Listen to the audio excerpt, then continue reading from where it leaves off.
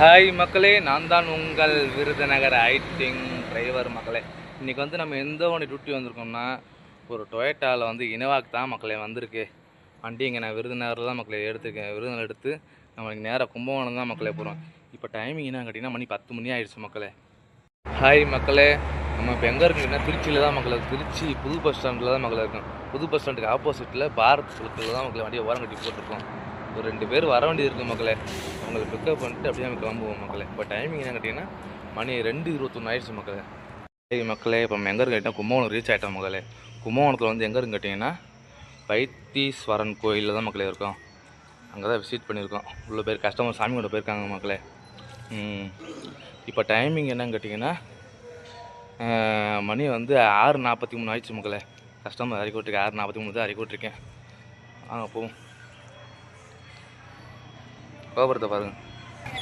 கோபுரத்தை பார்த்தீங்களா மக்களே, எவ்வளோ அழகாக இருக்குன்ட்டு.